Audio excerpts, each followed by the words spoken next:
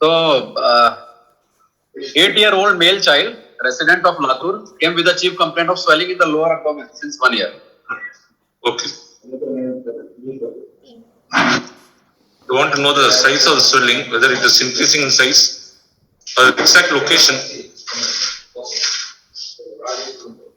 It is in the hypogastric region, in the midline, and its size has not increased since the first it was noticed by the parents.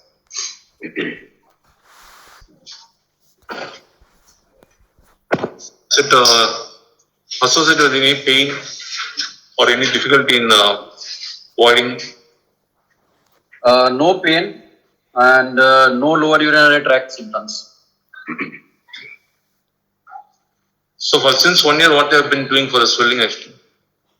Actually, they didn't get medical notice also only because it was not causing any discomfort to the child. So parents didn't take any medical consultancy for that. Okay.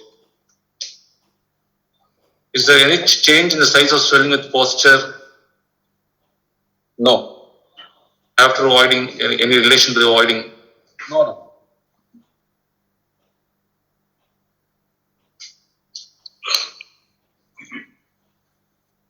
Okay, I want to know the accompanying history. Any other?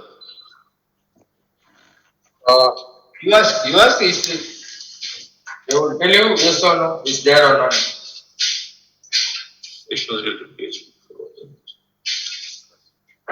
During his evaluation at Latur for routine checkup, it was diagnosed and further investigations were done. So, negative history, no history of flank or suprapubic pain, no history of trauma, pyroluria, fever with chills, TB, gait disturbance, tingling or numbness in the lower limb, constipation, marina or umbilical discharge. Yes, one. You want to know who discovered the swelling? Yeah, they told parents. Parents discovered the swelling. And why did they decide to come now? If they knew that the swelling was there and left him for such a long time, why did they decide to come now? He had some routine checkup at Latur Hospital where he was seen by a general practitioner and he referred them to the urologist there. And from there, it all got started. Why he doesn't go for routine examination to hospital? Master health checkup is done for people who are 60 or older adults. You don't do master health checkup for a child. There must have been some reason for this child, for the parents to have taken this child, who they knew had a stone, had a lump in the abdomen. Anywhere in the body, people keep running to the hospital for nothing at all. This big lump which is palpable, which was seen there, they felt it. Very strange. In a child, what is the symptom which takes the parents? The parents were anxious about his height. Height was not increasing. So they. Why did he go? Probe into the matter. Height was not increasing. Anything was not increasing. Height and weight for the age. Very important.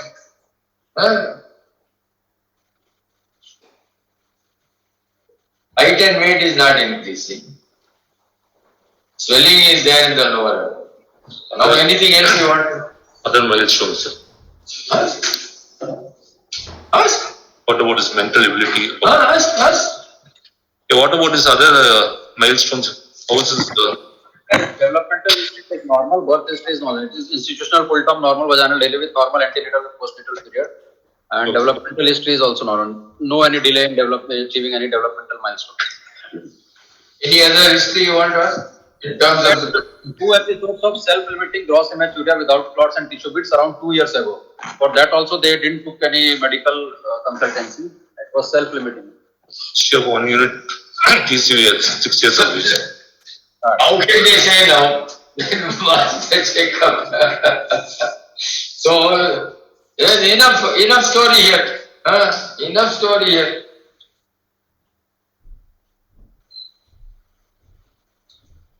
Okay, it's an 8-year-old boy, sir. Lump in abdomen since 1 year, but 2 years back he has had 2 episodes of gross painless hematuria. And he had transfusion. Transfusion also, 1 unit. Was not done for this hematuria episode. It was done. He got sick for some because the records are not available. His parents were telling that he was sick for some reason and he was transfused at that center in Latur. Okay. So now what do you think is happening here to this child? In your mind, you have any idea, some diagnosis, some suggestions as to what could be the problem? 8-year-old hematuria, first you have to think about the UTI, sir. But like such a long history and no fever, no burning ulceration. So it just... He had with clots. No clots. No clots. clots. What is the incidence of UTI in an 8-year-old boy? UTI is high, sir, but UTI is high. But 8-year-old. complicating hematuria is very less, sir. No. So what is the incidence of UTI in an 8-year-old boy?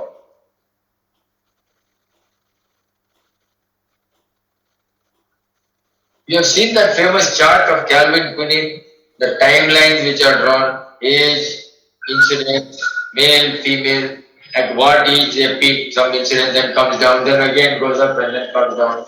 So, this boy is 8 years old. If he had urinary tract infection, when would you have expected that this boy had the first episode? Around 4 to 5 years, sir. Even younger. Why? Maybe because of vesicular reflex or any congenital abnormal. What is the most common congenital anomaly that causes UTI in boys? Viewers. Some valvular obstruction or Posterior cerebral viewers. or dysfunctional voiding or neurovesical dysfunction. See, these are the only things in a boy. Most commonly it is PUV because the other two conditions are pretty obvious.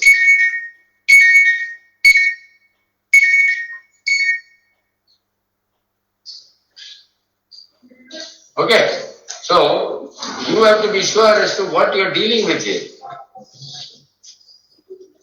So UTI presenting for the first time at the age of 8 years in a boy.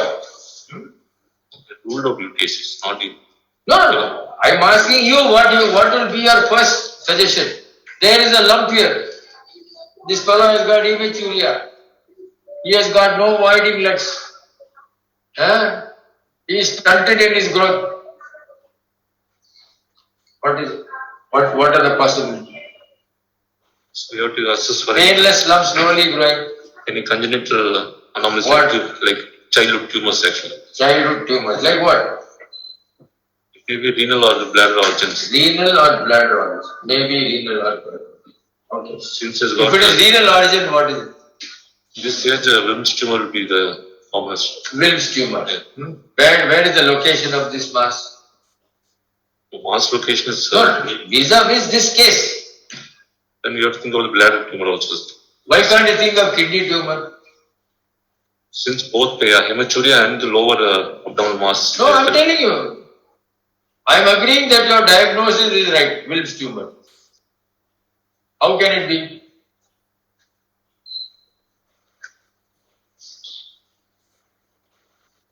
How can it be Wilms tumor with hypogastric mass?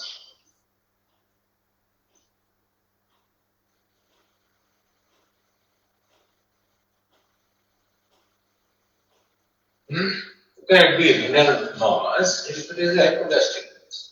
Maybe ectopic kidney. Yes, that's what it is. Question is Unassociated ectopic kidney. You can't get a tumor in ectopic. Anything is possible, man. So, okay. If it is not an ectopic kidney, then it has to be.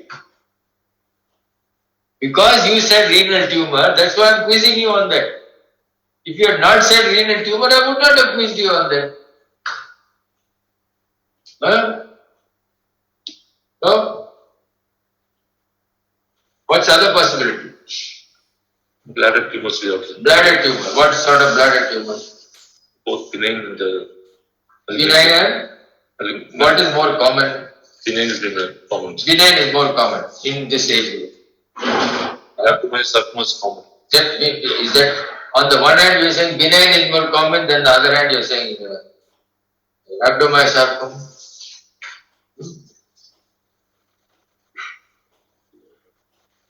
This is like the Irishman who said, what is the weather like? He said, why are you taking umbrella?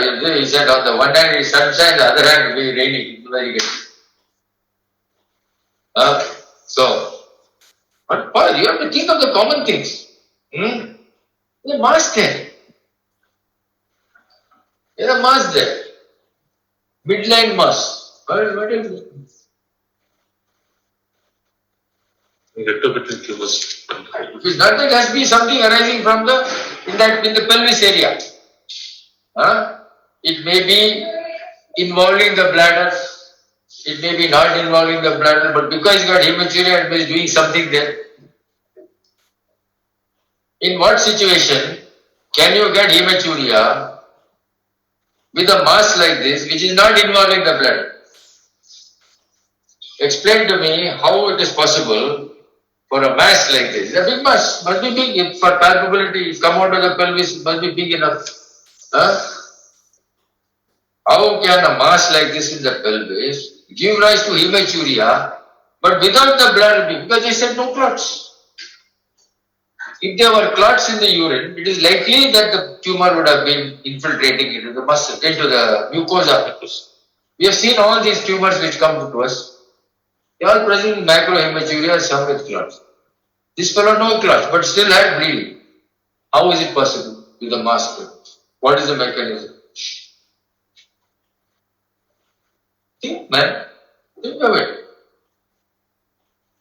Why do they get bleeding in the prostate when from benign enlargement? What is the cause? Increased cell. Blood Huh? vessel density increases and So, you heard of vesicle piles now? Again? Big veins sitting all over the place. The big mass sitting in the pelvis, jamming everything. Maybe venous engorgement. The normal venous channels will become traumatized and they will bleed. The same thing happens in the prostate. No, all those blood, the bowel bleeds.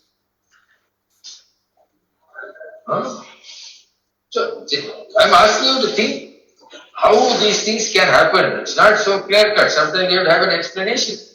That explanation may be wrong, but it's worth thinking of an explanation. Now, why is his growth stunted?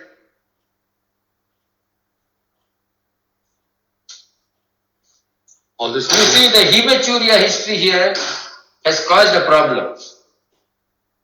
If there was a mass there, and they said only growth was stunted and everything else, you have to think differently. Now the hematuria issue has come, now his growth is stunted. That is why the parents went. So why is his growth stunted? Why is his putting on height and weight?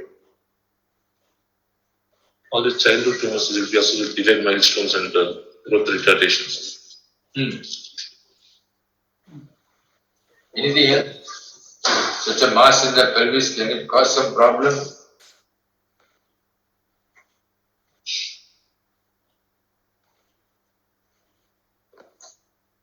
These are growing kidneys, growing children.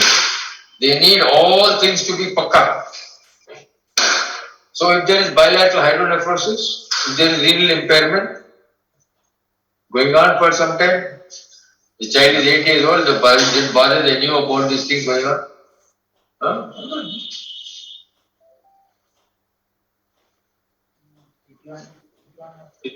You have to probe into all. These are the things, thoughts that must go through your mind and you must vocalize it so that, okay, these are the issues, I need to figure it out. I may be wrong, but I want to have all these things sorted out. I need to give explanations.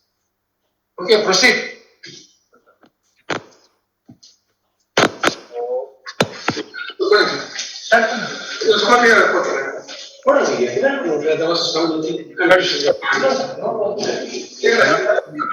Multiple hyperpigmented macules over trunk and thighs. Axillary freckling was present and bilateral lesion nodules are present on ophthalmologic examination.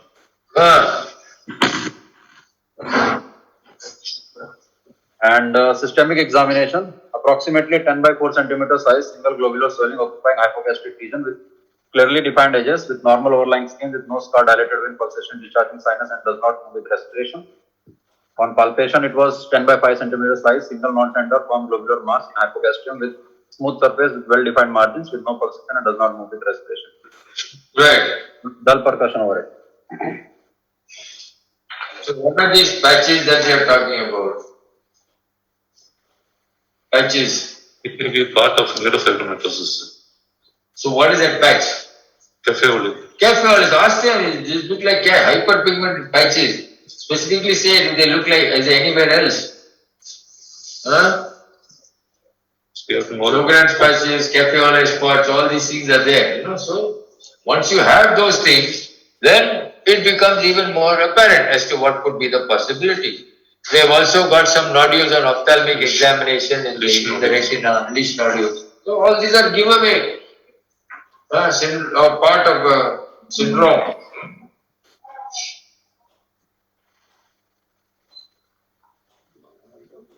just any other nodular swellings, the rest of the body. Nodular swellings anywhere over the body. Only these scaphoid spots, leash nodules, and axillary freckling was there. Okay.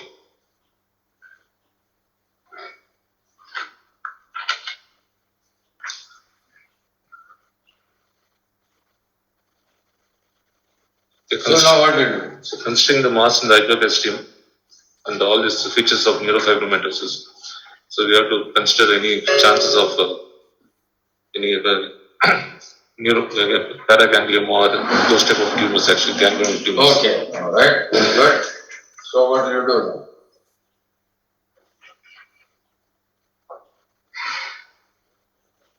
Since patient has hematuria and so mass, actually I want to evaluate the mass. Yeah, so tell me what to do. I would like to do a CCTs.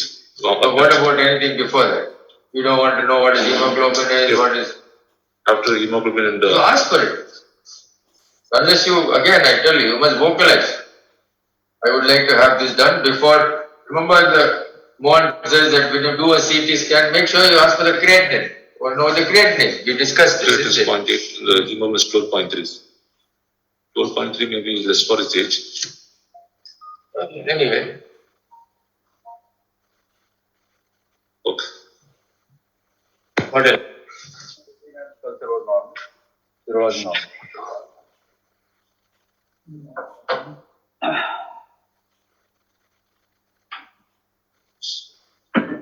So I would like to do a CCT of abdomen pelvis. Okay, you want to do CT scan, right? So patient came with Would you prefer another imaging? Considering your diagnosis, If would at you all, prefer another imaging? even MR will be better actually. So you choose. So, with this in mind, you got images. You want to get the best imaging for this diagnosis. And the best imaging for this diagnosis is an MRI. Huh? Okay. So anyway, what did you do? CT scan? Sir, patient came with CT-IVU report and CT-IVU plates. CT, they gave us CT. Put it.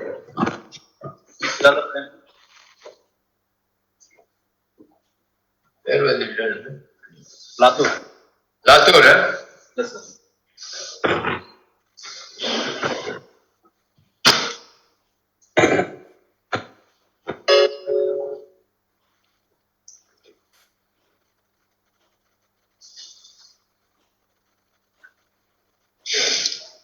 Brilliant.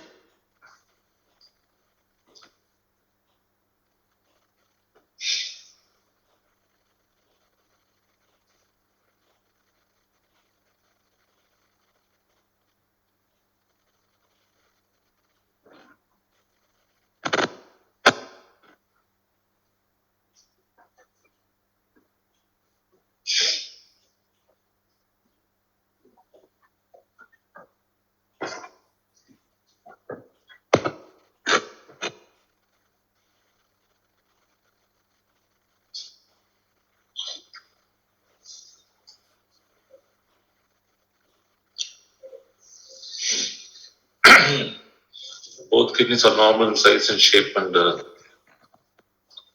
mild pieces dilatation seen on both sides. Which side is more? Left is more. Not PCS. Look at the size of the ureter on the left versus the right. There's a distinct dilatation, more dilatation of the left ureter. Then what else? And there's a heterodense lesion involving the almost whole of the bladder section. Whole of the bladder. What is this streak here? What is that streak? The previous case, since there's no space for the contrast, it will be tracking layerings. Where? This is in the bladder?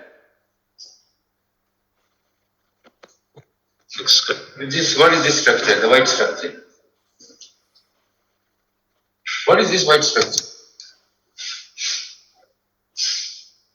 What is this? This is rectum. This is rectum. What is it? That is. That is bladder. What is that in between?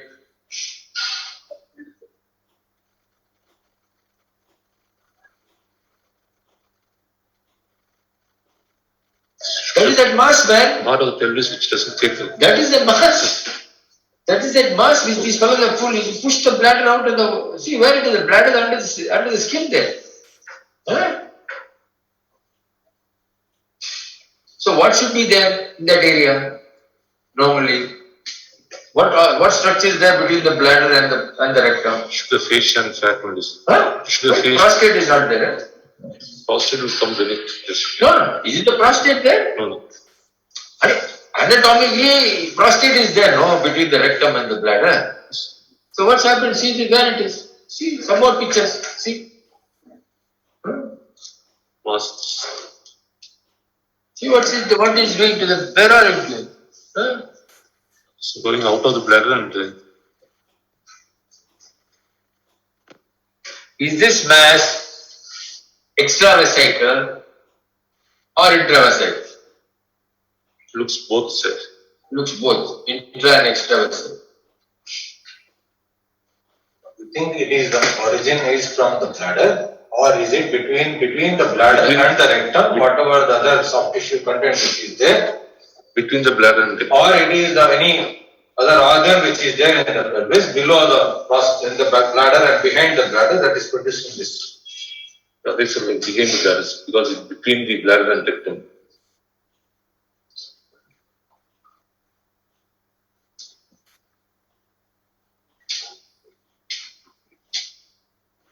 You see, it has compressed jammed the bladder, there is no space, it's pushed the bladder right out. And as a result of that pushing up, it has caused the ureter on one side to become more dilated because it's compressing, it's trying to get out, growing out, so it's pushed everything. So you can imagine this mass is coming like this, like this, like this, like this.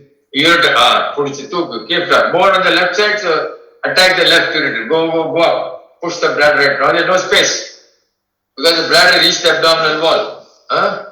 This mass is sitting there.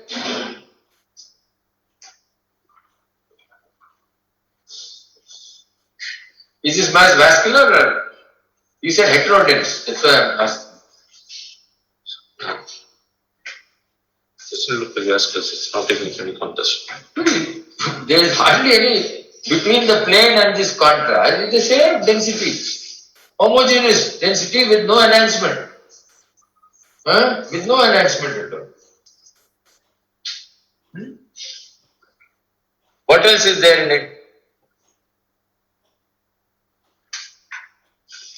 Or is there some mild enhancement? What is it? Huh? What else is there in it? So here, Look carefully at this picture. What else is there?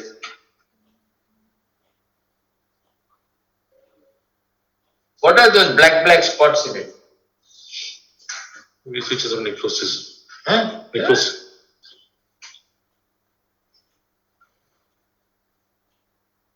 So this mass may be homogeneous, it may be, but it's got all these hypodense areas within it, suggestive of necrosis. So what does that suggest?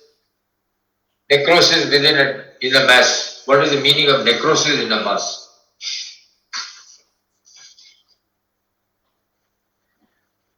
What could be the reason for necrosis in a mass? Poor blood supply. Poor blood supply. Very good. Anything else?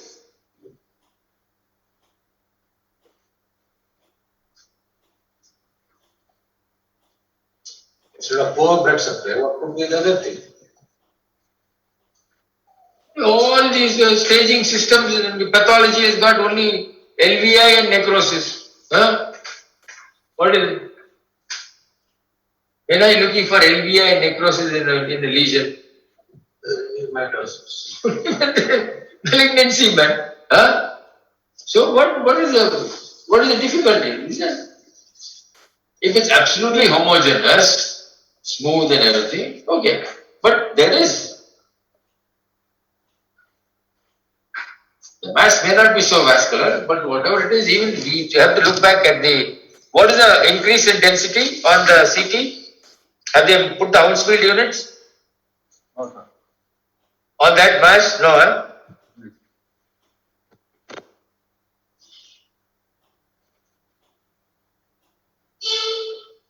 Anyway, whatever it is, it is not absolutely homogeneous, okay?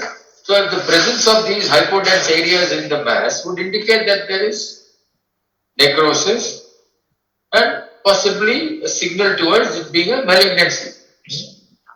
So, now what does that leave you with as far as diagnosis is concerned? Of course, more Remember, this patient has got cafe au lait spots. Has got something in the eye. notice. So what? So again, you have to think about neurofibromatosis, and so neurofibromatosis may be associated with all these nerve-sheath tumors like paraganglioma, schwannoma of the pelvic regions. So, Is it possible that this cafe au lait spots have got no connection with this? but we are told lymph nodules also. No connection with this mass. Is it possible? Or maybe incidental. But this condition, since we have more features of neurofibromatosis, so we have to consider this as. You have to consider malignancy, isn't it? So what's the commonest malignancy which arises in that region? Because of the imaging characteristics and because of the fact that there is necrosis within this tumor. This age group is rhabdomyosarcoma. Rhabdomyosarcoma. Where is that arising from? Commonly. Rectoperitoneals. No, here, from here in this image, in this patient, where is it arising from? Retroperitoneum steps from here to there. From pelvic. Where? Where in the pelvis?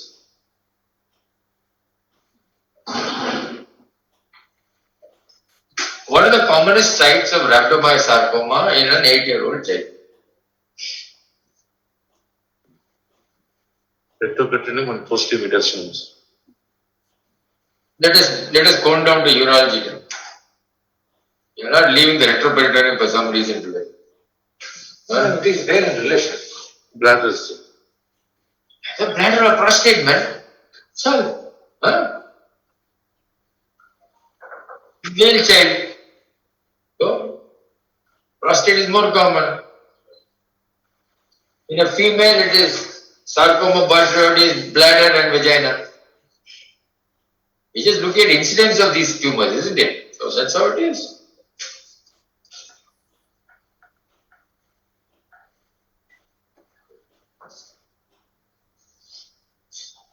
So any other thing you want to find out? No. You want to do anything else? You are talking about paraganglioma and all the rest of it. What do you want to? You have to rule out You want to do some other? pheochromocytoma. You want pheochromocytoma? Because neurofibromatosis is one of the common associations pheochromocytoma. You are talking of the MEN syndrome type. Similar to that, neurofibromatosis associated. So you think this is a pheochromocytoma? The patient has got no other features. Would you like to do something else to make sure that it's not something that's hanging around there lurking? The moment you touch it, it will shoot up. It will do catecholamine's test. Now, first of all, has anybody checked the blood pressure of this child?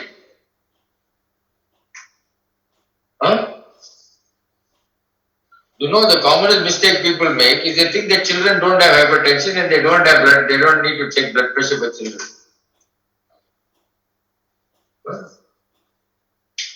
So, we don't know what, have they told us what the BP, have you told us what the BP is meant for this today? You take the BP, I didn't see that figure there, may have missed it.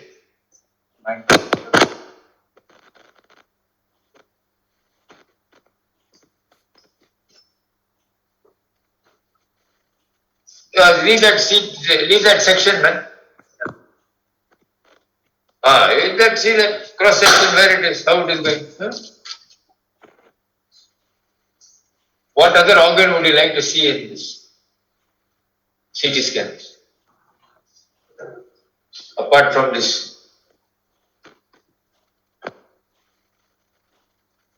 Go towards the diaphragm.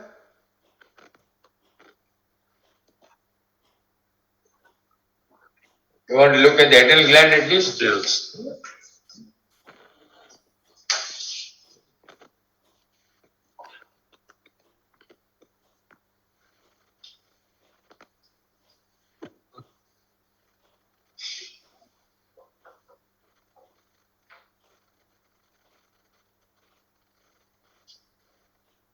Are these the best images, man, that you've got? Yes. Or is it because the production has been bad and transmission is poor? No, sir, the images are like this only. Oh. What is that situation? What is that structure there? Across the diaphragm, which looks like as though it may be in the right adrenal gland. It's not very clear. Yes, sir. But then, Is not actually. aorta, the IVC, what is that? You would like to get some. No, I think you need to get some good images, man. See the left retina, you can't see the right retina. In the light of the fact that this boy has got these problems, it's imperative that you look at this. You also have to find out whether he's got fits. Well, it's still Yeah, history lesson, but these are important things to consider. The likelihood of this fellow having a syndromic complex is more because he's a child. So that's why we have to look at all these other possibilities. Okay. So what do you do, man? So, sir, he was diagnosed there only. They did image guided biopsy.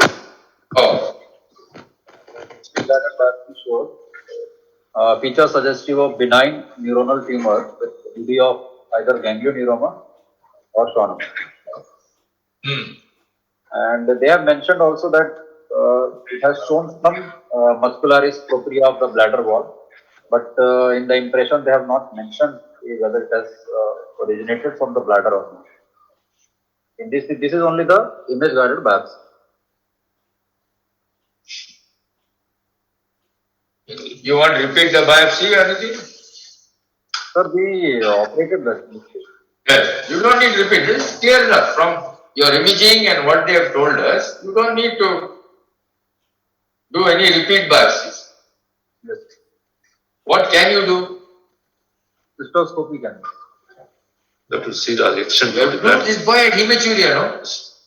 This boy had hematuria, and they said that he has been transfused for Yes. something else. We must find out why he was transfused. Suppose he's got some bleeding diathesis, or somebody in the village, in the periphery has given him some blood, and you go and operate on and start oozing away, bleeding away, then what's the problem? You need to know that.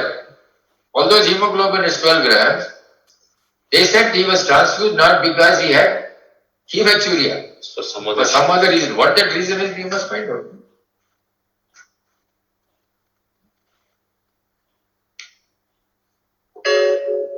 So anyway, were you able to save his bladder or?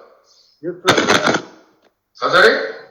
Sir, yes, we did partial cystectomy, sir. It was all involving the posterior wall of bladder, and so we removed that tumor. So anteriorly, approximately anterior wall was there, and some part of bone was there. We sutured that. Approximately 50 ml capacity might be there right now, and we did right-sided stenting also. And the final histopathology report suggestive of And what, Left ureter. sir, left side was, we did. Because the left ureter seemed to be more dilated than the right. You said you stented the right ureter. What do you do for the left ureter? It seemed to be coursing through the tumor by the side. Hello? Hello?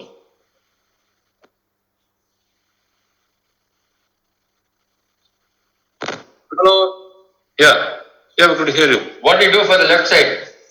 No, sir, left side it was normal, sir. We didn't do anything for the left side. And also, sir, there were associated findings in the bowel, mesentery full of mesenteric lymph nodes were there, enlarged mesenteric lymph nodes were there. We sent the frozen section of that mesenteric lymph node, and it also suggestive of this Schwann cells with feature of ganglioneuroma. In the lymph node.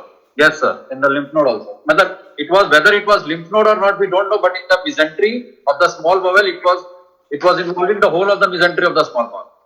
Oh. But it did not show any malignancy component. Okay.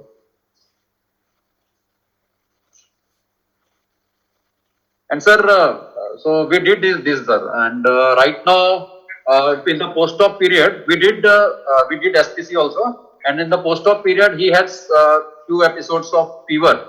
And we did post-op imaging also. It was suggestive of bilateral mild hydronephrosis, mild PCS dilatation with dilated ureter, and some in the sonography it was suggestive that there is some kind of echogenic material in both the kidneys. We were about to do his bilateral PCN, but somehow it settled on antibiotics, and right now child is fine, sir. He is on post-op day, right now post-op day 14, he is on day 12 of meropenem, and he is quite stable, sir. Is he not passing urine yet? He is on SPC. He has SPC, yes, sir. Actually, sir, in the post-op period, he developed pericatheter leak. So we started oxybutynin, and then we removed, after 4 to 5 days, we removed his PUC. But right now, he is with stent, right side DJ stent and SPC, sir. Okay. We haven't given him trial voiding yet. No, sir. Okay. See, I asked you a question. What else can you do with that biopsy? What else can you do with that biopsy? Immunohistochemistry. Yeah, very important. When you have this ambiguity, you send it for immunohistochemistry and see whether they can type it properly, whether it is actually schwannoma, is it neuroganglioneuroma, is it That IFC was done, it expressed S100 and SOX10, which is suggestive for Schwann cell and ganglioneuroma. So they did, sir. It was done at Tata only. Okay. So because this is a child, did you image anything in the abdomen? There was nothing in the adrenal, no? No, sir. In the post-op period, we did a CT scan. Nothing in the adrenal, sir. Okay. Good. 7 cases has been reported in the bladder ganglioneuroma. And Yeah. only one case has been done like this. They did in the 16-year-old female, they did bladder cystectomy with the conduit, and in 2 or 3 cases they did only QRBT resection, and at the follow-up of around 2 years, no recurrence was seen in all the cases. Okay.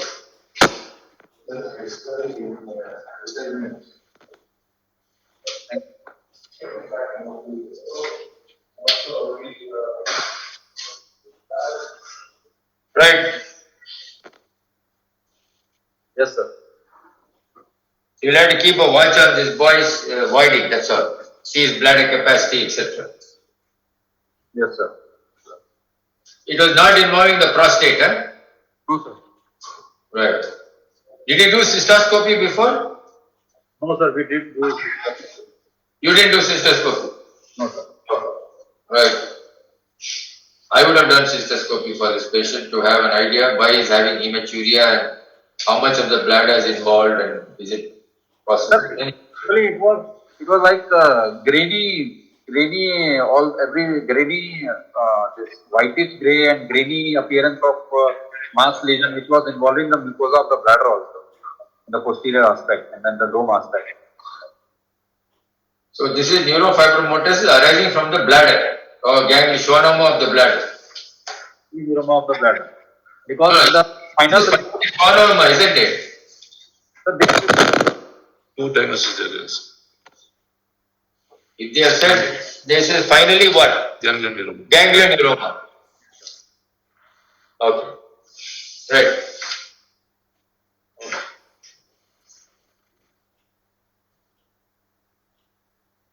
Okay. Thank you. Thank you, sir.